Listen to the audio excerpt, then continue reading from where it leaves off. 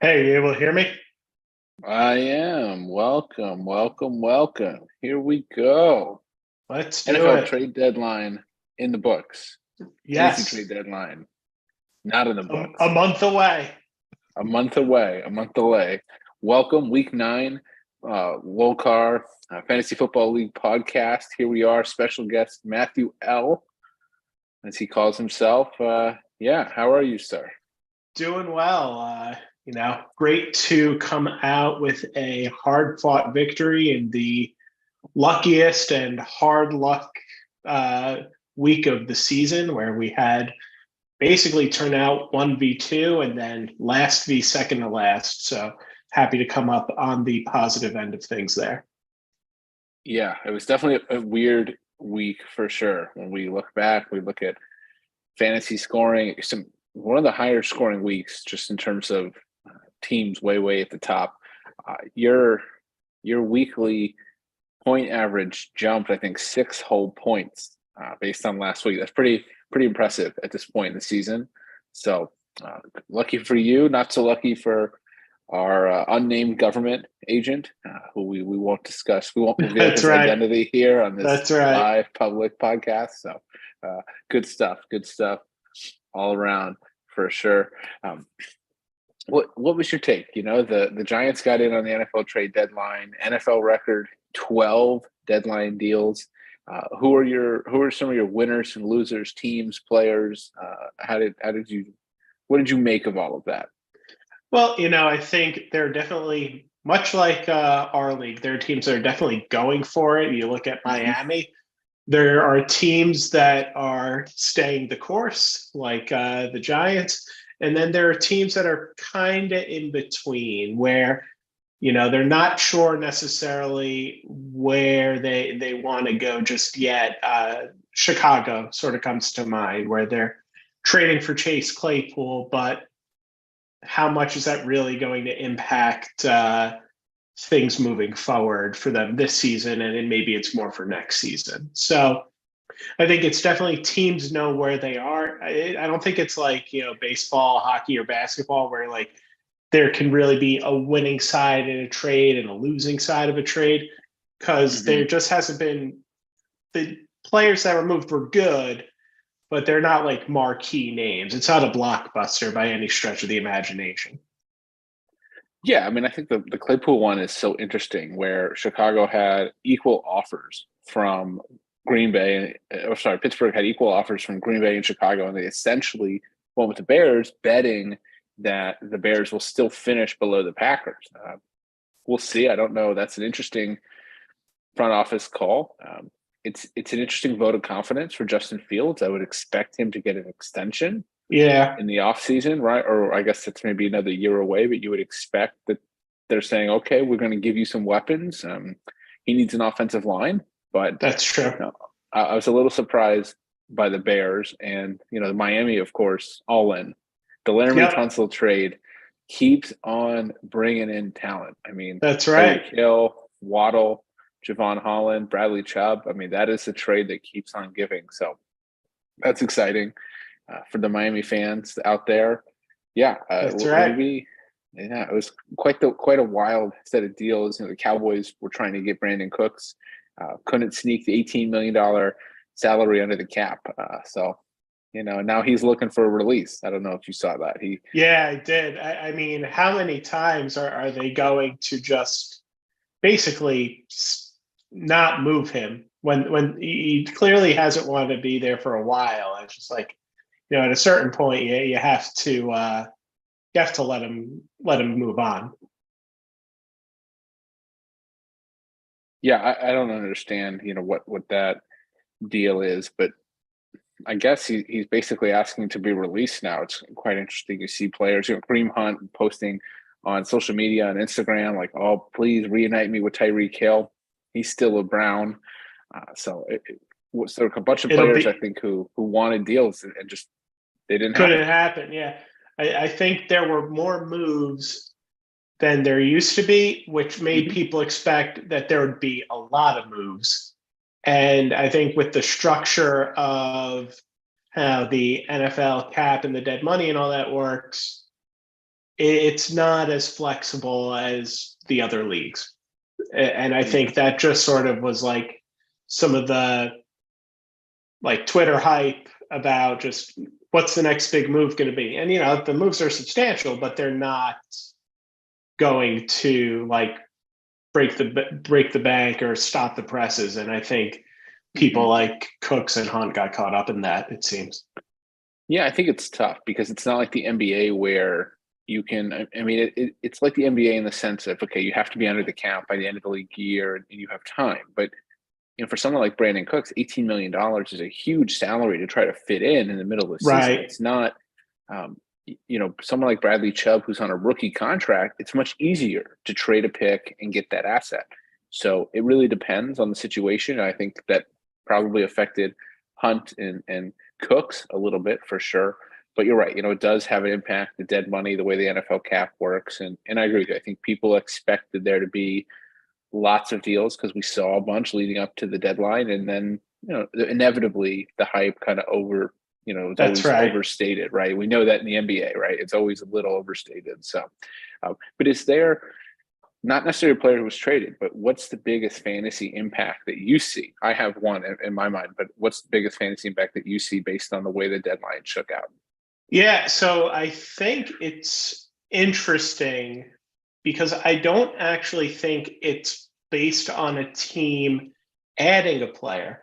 But I think if you look at Eric's team, which is sort of centered around Deontay Johnson and like he might get some more opportunities now that Claypool is in Chicago. So I think it's almost the Pittsburgh pass catchers, Pickens and Johnson, might Mm-hmm. get a boost just because there's one less target to go around. They're going to be playing from behind in so many games that it almost just boosts the value of those pass catchers.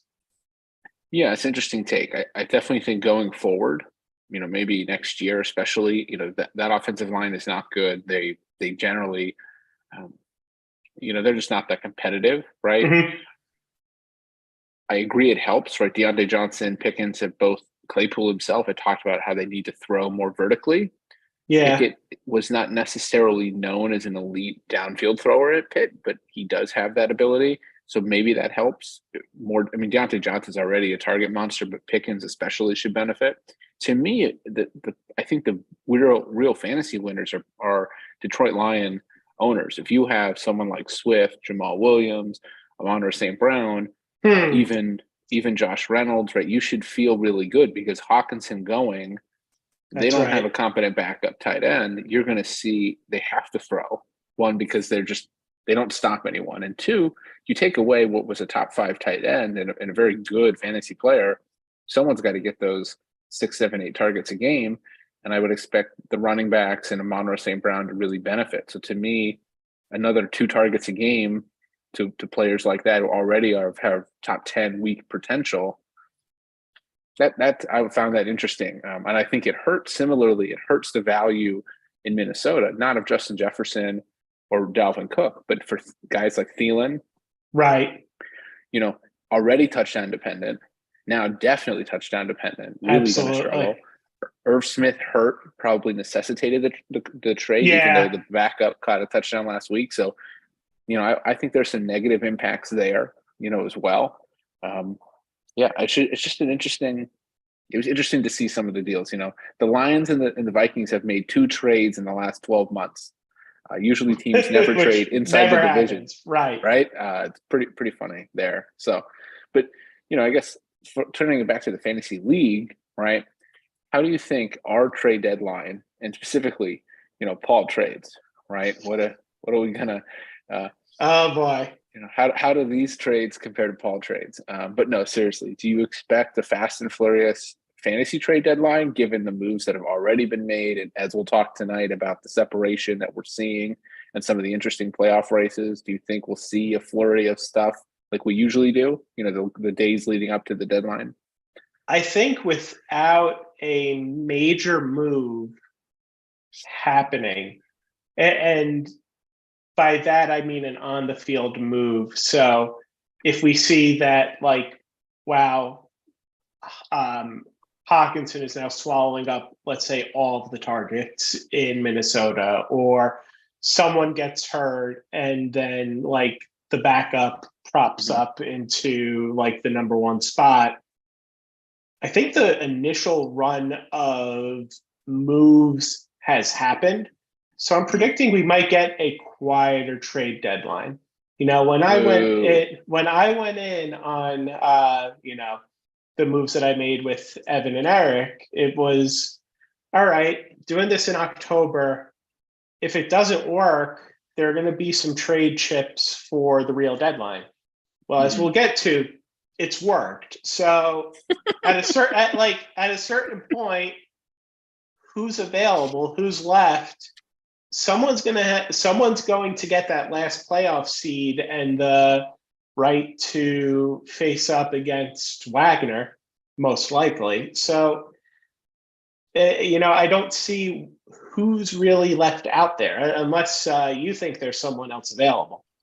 No, I mean, there's marginal moves, right? I think someone like Paul is always going to be willing to listen, right, to an overwhelming offer for someone like a Joe Burrow, and we know he wants to trade Olave to everybody. And I think there are different pieces, right? I think Kirshner, he might have missed the window with Jonathan Taylor, but probably when he was on his honeymoon is Right. probably around the time where you could try to move Taylor and still get something quality back, Mhm. right? I think, Dobbins, obviously the injury that has really backfired the way he played his keeper situation, giving up Lamar. Fournette's been good, but I think for him, it's maybe there's a move there if someone believes in Taylor. Um, you know, Yeah. outside of it, it's tough because I think none of those teams in that kind of large mediocre group, they all have some assets, but none of them have enough to where you would say they should push all in and maybe try to cannibalize two or three other mediocre teams to make a one team Right. that gets hot. So I don't know that I see big deals. I could just see if there's a big injury, right? If someone's quarterback gets hurt or there's a big Yeah. someone gets hurt here in the next 2 weeks, yeah, then I think someone makes a panic move or say I have no choice. That's It's right. kind of a waste. But I don't see. I think the way the early moves shaped out, I don't see an incentive for someone who's sitting in those like 6 to 10 spots where they're all separated by just a couple of points to say, you know what, I can make one or two moves. Right. That said, I Exactly. think there are moves to make that wouldn't be that expensive that would improve certain teams significantly. But I don't know that people are willing to part with picks, even if it's 2 years out, to say, well, maybe that makes me a little bit better right now. Mhm. I think that there are players. If you go and you look at some of our the more of the top end rosters, there's a lot of depth that you could say, well, Right. someone's never going to play their fourth or fifth receiver, or a backup Yeah. quarterback, Like, right? frankly, that the people should be coming to me and you. It's like, Of look, course, Tyler Boyd's available. T. Higgins is available. Amon-Ra St. Brown's available. You right? know, Tua. the to Tony Pollard. Well, I don't know that I would not. I mean, go ahead if you want to deal But Tony Pollard, go for it. But he's I'm with you. there. Yeah, He's I think absolutely that's the there. thing, right? I think you know, it's interesting, right? Kamara just had a monster game. So Manny's team, which had been kind of struggling for a while, Murray's been decent. Maybe Manny's not looking to upgrade that position, but that's a team that one or two little incremental moves, right? Making a move for like an Amon-Ra St. Brown or a T. Higgins or a Boyd, or a Yep, Christian Kirk or a Keenan Allen or whatever, maybe that pays just enough dividends to pull off one or two upsets. that's right. It's very possible.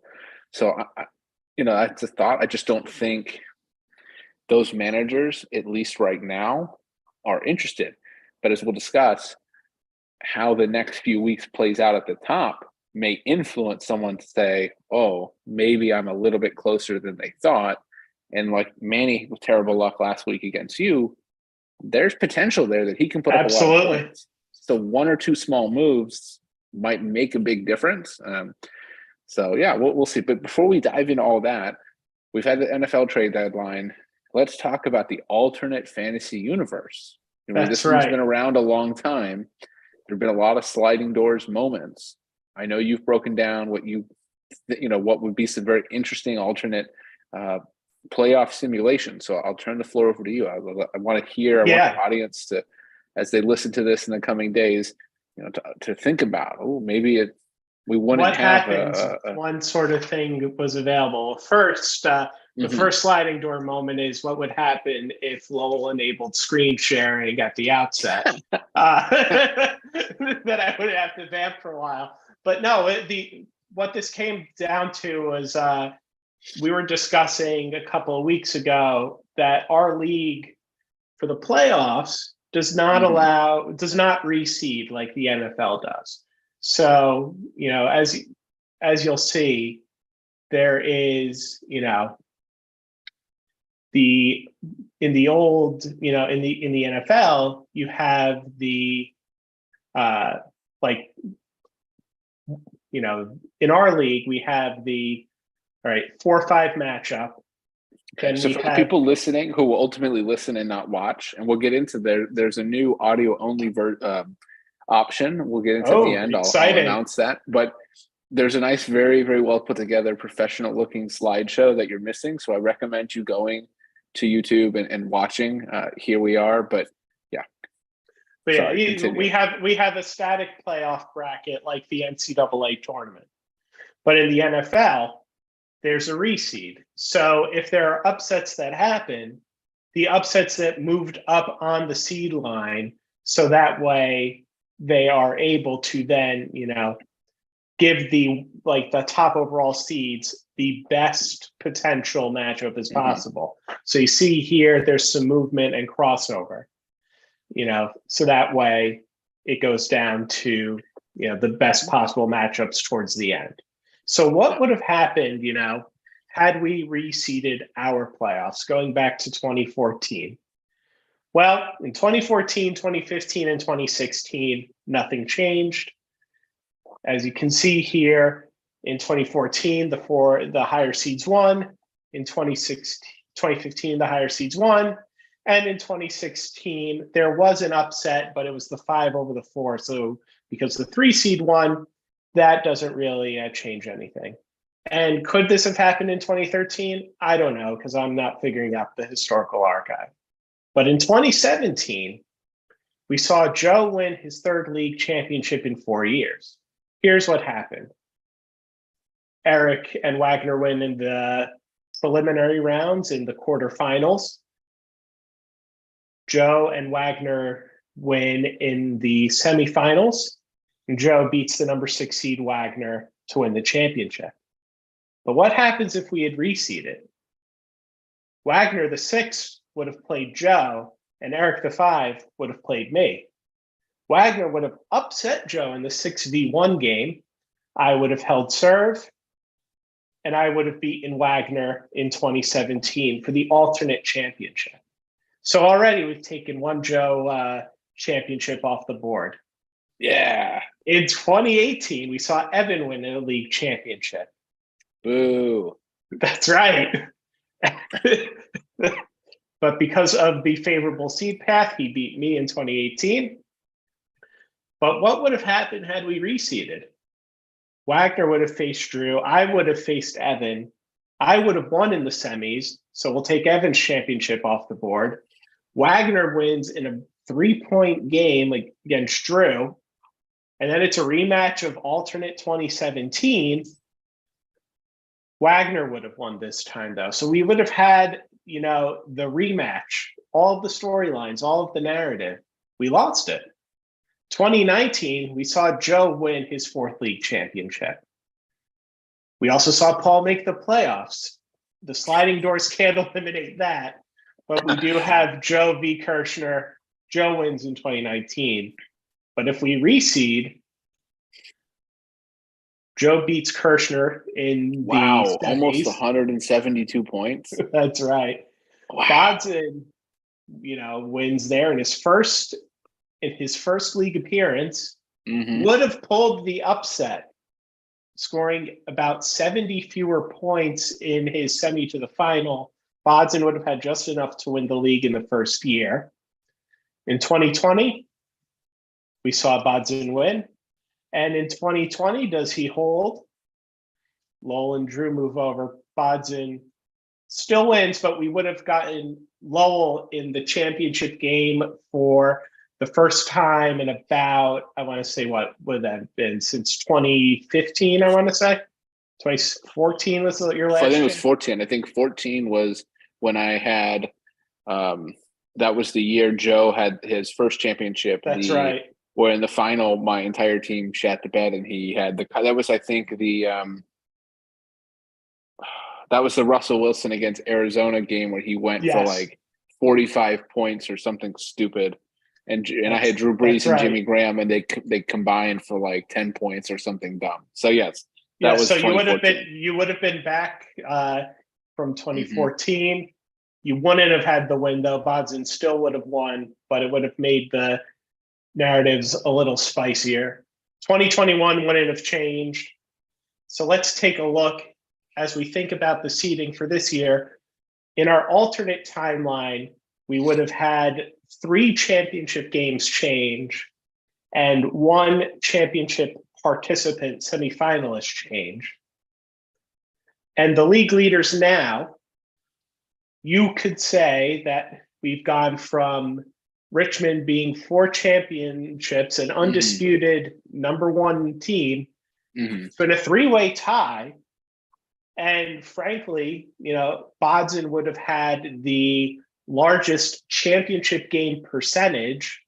I would have had the most championship final appearances, and Richmond would only have 3 championship final appearances. So look what we have done if Richmond only won 2 championships. And for those on the audio only version, you've got like the flying hover cars and the robot dogs.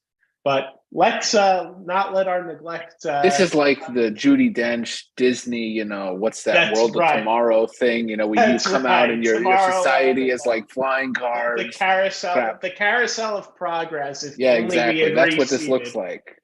So we will need to reseed on our next league constitution. But I think that's a perfect segue. Yes, in the off season, let's bring that up to a vote. It'll get passed. We'll just make that it'll get done. Yeah. But I think that gives us the nice segue into where our playoffs look right now. Yeah, I mean, it's interesting. You and I have talked about this quite a bit, just in terms of how the playoff race is starting to take shape, right? It's interesting because we're in a situation where, and as we can see here, and for the people on audio, please take a gander at it. We have 4 teams that are, and this is not a new discussion, but 4 teams have really separated themselves in terms of either their division leaders and probably going to win their divisions comfortably, or they're just scoring at such a significant rate, such as yourself, to where they're clearly a cut above the rest. There's a sort of team in no man's land in Drew, who, while he's only 4-4, he scores significantly more points than the teams below him, and he has a very strong roster when you look at it, particularly at the running back position. And then there's 5 teams that are 3-5, and we don't need to talk about the 2 at the bottom. But looking forward, because we don't reseed, as you sit, you sit 2 games back in the division. You need a lot of help to get a bye or even a top 3 seed. So how do you look at this? What's your take on kind of how things are shaking out 8 weeks in, knowing that you've got ground to make up, and the next 3 weeks are particularly difficult for you, Wagner, and Joe? Yeah, so you hit the nail on the head right there. Both the 3 of us will have, I think, over the next couple of weeks, we'll all play each other in some capacity. Mm-hmm. And that will give us some clarity on a few things. One, whether I have a shot at, jumping to the one, presumably the 1 line after our division round goes. Mm-hmm. Otherwise, if I come out of that 0-2, I'm 6-4, and 8 wins should make the playoffs, right? We Oh, have I we think have 7 wins is going to make the play. I think 6 wins is. realistically, 6 wins can make the playoffs with the way this breaks out. Yeah, I Um, think so. I mean, the fact, look, we know that scoring is down, and we know that if you bet every under, you'd be pretty cash flow positive right now. But the fact of the matter is, there are 5 teams that have 100+ points for, and frankly, I'm in the 110+ points for average. So for me to, basically lose out, and then I could still win on the points tiebreaker. But realistically, it seems like we're in a spot where the 4 seeds are in there, and then it's really anyone's. Evan picks up 2 wins, and he's a half point out on the tiebreaker. Like it's Yeah, just, it's you pretty almost have to crazy. look at points for more so than like who's winning or what your record is at this point. Oh, certainly. I mean, so particularly in the audio, but we can break it down. So in the next 3 weeks, okay, and this is, I think, particularly telling. This week, you and Joe face off. That's the number 2 and the number 3 team record-wise in the league matched up. The week after, Wagner and Joe play. That's 2 of the 3 division leaders playing. Mm-hmm. Now, of course, Wagner has Manny this week, so that's not a gimme. The week after that, you and Wagner face off. So that's the current 3 and 4 seeds. And so the problem, or not the problem, but the interesting thing of the next couple of weeks is that in that round robin, someone's probably going to walk away with 2 wins. I mean, you could all beat each other, right? You could all go 1-1, and then it kind of, becomes moot. For me, I'm in a situation where I've beaten all of you once. You and I will meet later in the season, but as I sit here, I want, and for me, I think the ideal thing is for you to beat Joe, Wagner to beat Joe, and then Wagner to beat you, and then I have potentially a 3-game lead on everyone, and I'm coasting to the 1 seed. But in terms of not reseeding, right, it matters because if you fall record wise, if you were to lose both of those key matchups, and then Drew beats you. I'm 6-5. You run the risk of dropping down to the 5 seed or even lower, depending on what happens. Inevitably these other teams have to play each other, and so it's interesting. Right. Wagner has a little bit of a cushion, 2 games up in his division, but it matters for seeding, right? Do you get a bye? Does Joe get a bye? Does Joe not get a bye? Although probably because he has a 2-game advantage on Wagner. But for you, there's still the outside chance of a 1 or a 2 seed. And, that's going to matter. Who do you want to play in the playoffs? Do you want to have to play me? Do you want to have to play Wagner? Do you want to have to play Joe? You can't tank. So you're stuck in that situation. And the 3 seed probably has it easiest because you most likely avoid Drew, who with Derrick Henry, Eckler, and Jacobs could easily pop off and beat anyone on a given day. And yeah, you'd have to face either probably me or Joe in the semis, but at least you avoid the Drew me path to the final. Is there a slightly easier road? Probably. So for the top 4, the next 3 weeks are going to be very telling for playoff seeding. Yeah, I think the interesting thing is, what happens if Wagner drops the 2 games? Because if Wagner drops to 5-5, like, can we go back to the schedule and see who else is in that division, right? It's Emmanuel's in that division. And we just saw what... No, that division is Kirshner, Paul, and Tates. Okay. So someone's got to win that division, but Kirshner's got Drew. That seems like toss-up game. It seems like a toss-up game. Right. Paul, this is the crazy thing, right? Paul could Paul, win a couple of that's games right. here, right? For as much as Paul wants to tank and Paul wants to trade away rookies and all of that, Paul is not out of this by any stretch of the imagination. Absolutely not. You know, Eric, yes, I don't think Eric, not a chance. But you're right, for Wagner, if Paul beats Jacobs and then beats Drew, Paul's 500. At the same Yeah, time, Wagner could be 500. I mean, that now Wagner has a significant lead in points for, but there's a chance that becomes really tight. And so but if you go, next if 3 weeks, if you're tied going into that last three divisional round, it doesn't matter who has like points for on you, because mm-hmm. if you're, it's a 14 game season. So if you're both, say, 6-5 going into that divisional round, well, then you sweep and your opponent loses one, you win the division, even with the points for tiebreaker. So, Yeah, a lot well, of things could happen. I mean, the thing is that, right, so the tiebreakers in terms of the playoffs, points for is the first tiebreaker. That's right. Okay. So, it's pretty unlikely for someone like Wagner, who has on Paul essentially a 25 point a game advantage, Yeah, right? I mean, 200 more points scored. It would be Paul would have to outscore Wagner by basically 35 points a week to make that up. So the difference has to be record, but that's possible because if Wagner drops these two big matchups that's and Paul right. wins a couple and they're undefeated, and then Paul pulls off an upset head to head, and I mean, that's the problem for Wagner is he's in a position where he's 5-3. He needs wins. He needs wins. That's right. So the top four is the next 3 weeks will be very telling between now and the trade deadline of how that seeding will look. But for me, one of the questions that I had for you is, what do you make of Drew's team? He's 4-4. He's all alone in fifth.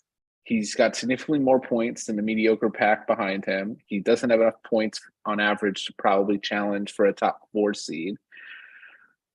Is he in a better spot than being 3-5? I mean, other than record, is there really a benefit for him, or is he just sort of stuck in kind of no man's land as we progress here toward the playoffs? Yeah, it's a good question, right? Because he's 4 games back of the division and the bye, or frankly, at that point, for if he were to win the division, he would most likely get the number 3 seed. So then you get to the point of, all right, I'm going to have to play in the quarterfinals anyway. Mm-hmm. Do I want to face either a very good division winner, or do I want to face the best wild card? Because, that's what it is. The important thing, though, as that presentation just showed us, is that once you're in, anything can happen. Well, so right. And I think I think there's not a major. I don't think there's going to be a major difference on week 15, right? Like if I'm just looking at Wagner's roster on week 15, Mahomes is Mahomes. That's whatever matchup you want. Look, you know what? You might want to be up against Wagner in week 15, because it's Chicago and Philadelphia, and that's just kind of a mess. I mean, well, he's also got Barkley and McCaffrey, but I just was looking that they weren't in the roster because of buys. But it's gonna be kind of a mess in a way that my team may not be. My week 15, you have Dalvin Cook over Indianapolis, who can't stop anyone. You have Tyreek Hill versus Buffalo, which will be a shootout. Cooper Kupp and Green Bay will be a shootout. Like, will it though? I think Kupp will be the possession receiver. Hey, Dobbs might do something. Yeah, no, I think you and I have talked about this before, even a few weeks ago, where it started to look like there was a clear 4 at the top. Yeah. I think you want to be, if you're not a top 4 seed, you want to be the 6, because Wagner's very unlikely, I think, to get a top 2 seed. He's 2 games back of a bye. and he's got to basically run the table against you and Joe to have a shot at a bye. That's right. And he needs you to beat Joe. So and I don't know that Wagner's going to get all of that. And the thing is, because week 15, you're right. That is Chicago Philly is brutal. It's brutal for the Philly receivers and it's brutal for the Chicago running backs. And so the problem for Wagner is even if he's starting McCaffrey and Barkley, which of course you would expect him to if they're healthy, what's he going to do at receiver? That's Because, right. You can't, one guy puts up a dud in the playoffs, that makes it a lot harder. So this, not that you can tank and manipulate that, and you have too many wins already to probably Right. fall that far. But for someone like Drew, who's sort of teetering on that, he could not be. Yeah, the 6 is a better spot than the 5, at least to make the semis. And then at that point, anything is possible. Certainly, you're at a point where you just don't know. So That's right. yeah, it's going to be interesting. I don't know. Do you think briefly, so we can jump to this Yep. week, but do you think any of those 3 and 5 teams, do you think any one of them separates themselves or should make a trade or try to do something to separate themselves? They're all pretty close in points scored, except for Eric.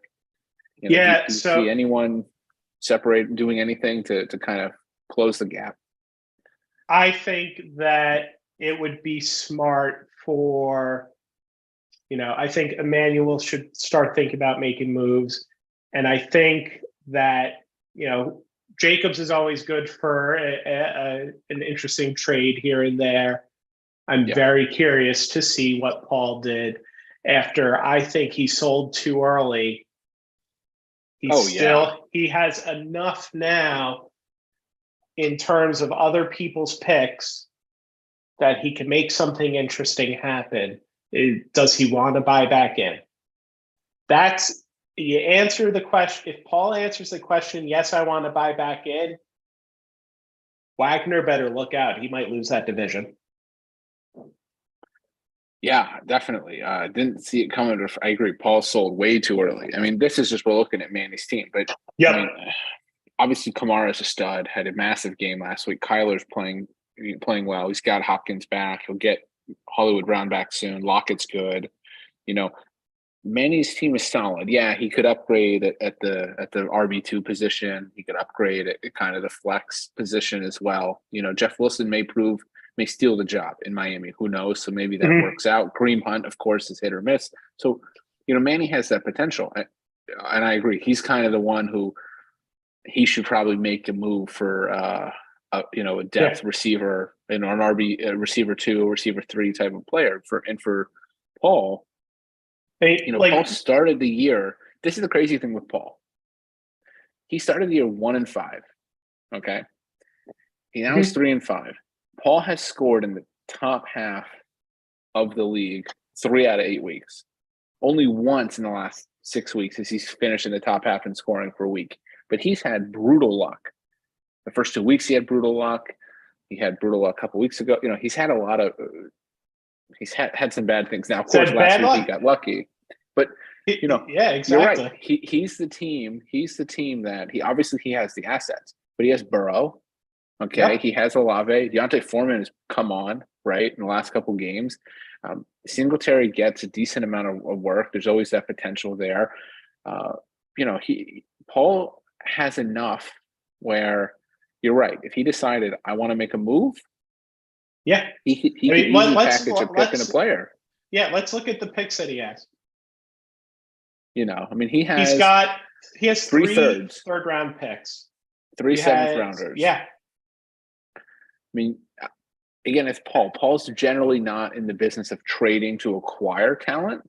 Not always, but usually he's looking to sell. Right. But if you're Paul and you say, okay, what if I take I don't know, Drake London and a 3rd-round pick or something, and I go out and get an Amon-Ra St. Brown, you have to consider that trade. Maybe you do it, maybe you don't, but you have to go, well, that's not a bad offer. Yeah. Right. I mean, if I'm Paul, it's almost the reverse of what I did, right? Where I said, look, I'm going to try and buy in. Let's see if I can make something happen. But if it doesn't work, well, then I'll sell and it'll be fine. For Paul, it's the opposite. Yep. he has a basically like the skeleton of a team that is average in every way. And I don't think Yep. that, and had he held on to, Ken Walker, had he held on to some of those other guys, it would be in the top third.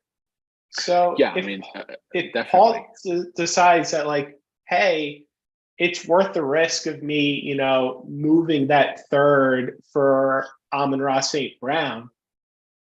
Well, what's the worst that happens? So now I only have 2/3 instead of 1/3. I mean, at a certain point in time, you just kind of have to decide my team is decent enough that I can pick off a weak division. Because, Wagner, we talked about this at the start of the year. He should win the league going away, and he's not. Yep. So when you see that someone's vulnerable and you have to play him again to move up, you got to think about it. That's what I would say here. If you are interested, you got to think about it. Yeah. Wagner. So it's interesting. I take a look at this occasionally. You look at the optimum points for. Don't look at the aggregate number, but look at the Right. percentage in terms of starting their optimum lineup week to week. Paul is been the worst in the league at 81%. Wagner is just barely better than him at 83%. Everybody else Mm-hmm. is in the mid to upper 80s, if not the low 90s. Jacobs has been exceptional at almost 93%. So now Wagner and Paul are both significantly below the league average in optimum percentage, and I think that's held both of them back. And that's a huge thing because you're right. Wagner should be. I mean, just to look at the schedule, right? He had some bad luck against Tate's. Tate's had Tate's one shining moment. That's right. But he's struggled. He's got 2 losses to 2 of these mediocre teams, including Jacobs. I think after he'd already made one of a significant trade. So that's the difficulty is you have to take advantage. You have to perform when you need to. I mean, Wagner is 0-2 and games sort of decided by luck. That's how it goes. That's right. You have to win those, unfortunately. So yeah, that's a situation where I don't think Paul will make the move that he needed to or would need to compete, but he certainly could. So that's right. Shifting though, we've got week 9 now. We got a huge matchup. You want to break it down? You want to break it down? Joe's know what he's up against. Yeah, I mean, this is going to be a very interesting matchup. And I think Thursday night is going to tell us really what we want to know. Because the way that Joe's going to win this game is Hurts going off.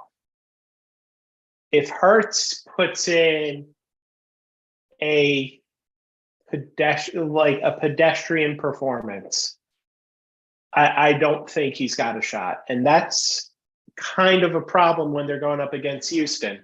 When you have the Philly special in 2 time zones, the Philly-Houston rivalry going on. He needs to get points from Jalen Hurts. He needs Hurts to really break that average because I don't trust Drake.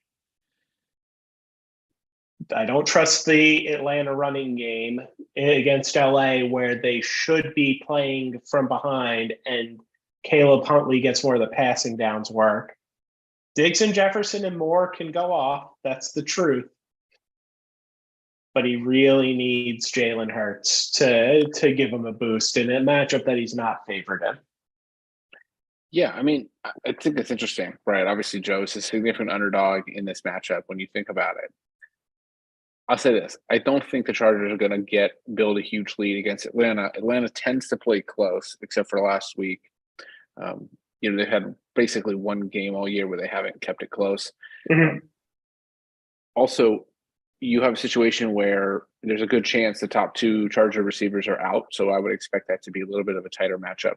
I agree. You can't predict what Kenyon Drake is gonna do, and I agree. Hurts has to go off and have a huge night. On the other side, I don't know that you can trust Tyreek Hill to have a huge game. Chicago's been very good against receivers throughout the year. That's true. Cup is hurt. We don't know what that's going to look like. Um, so I think there's some question marks for you. You obviously have a significant projection advantage here, and you should win. But it is fantasy. You never know. I mean, I could see Tanyan getting Absolutely. one or two touchdowns, and all of a sudden, Diggs and Jefferson have huge games, and that's it. But yeah, I mean, you have on paper the stronger team lineup this week, and for Joe, it's a running back problem. Chubb is on bye, Zeke's on bye, Kittle's on bye, Cooper's on bye. He's really hurt, but from a lot of those bye weeks. Whereas for you have a lot of your depth available. So it's a huge matchup because, as we said, Joe needs it to keep pace for the 1 seed, which he may or may not want or may or may not be beneficial. And you need it because you need to stay in that race for a bye and for the division as well. So this is a huge week. I think it really matters. So I'm excited to see how that plays out. We've got Manny taking on Wagner. Should be a really interesting one. Wagner, as we talked about, Wagner, he needs to win. But Kamara is sort of the wild card. If Kamara delivers, then Manny has a chance. And I expect Arizona-Seattle to be a shootout, which will help Kyler Murray. And then the big question, we look at is how many teams are going to be 4-5, and who would they be, and does it really matter the way the season is gone? If Tate is 4-5 but has the least amount of points for in the league, does it really prove anything?